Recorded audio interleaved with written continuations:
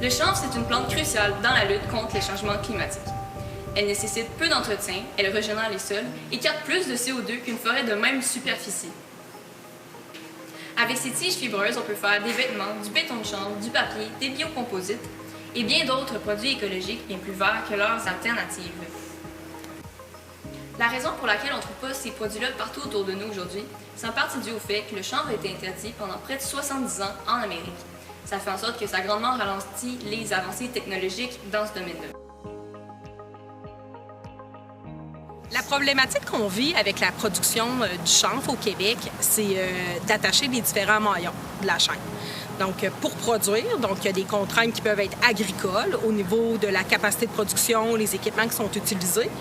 Puis également, la première transformation. La première transformation, ça consiste à faire un défibrage qui permet de séparer la fibre de la chaîne vote à l'intérieur, qui est comme un bois absorbant. La majorité des produits, des matériaux qu'on va produire, va utiliser soit la fibre, soit la chaîne vote. Donc, il faut absolument la séparer. Puis par la suite, c'est les produits transformés, la deuxième, troisième transformation.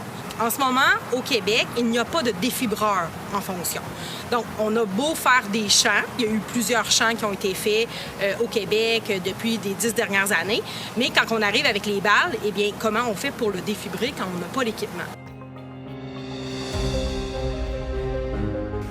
C'est pour cette raison, soit le manque d'une solution de défibrage ici au Québec, Ketchum s'est attaqué à cette problématique.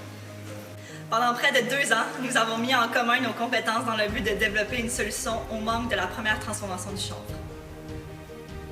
La solution proposée est une défibreuse accessible pour les agriculteurs dans le fait qu'il est capable d'extraire les fibres directement en champ. Pour notre projet universitaire, on a décidé de faire une version réduite de notre vision finale.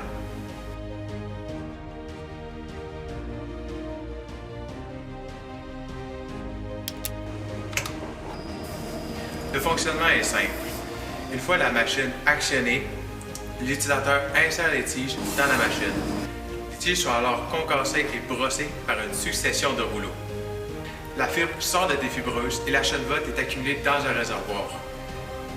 Tous deux prêts à être utilisés dans des produits écologiques.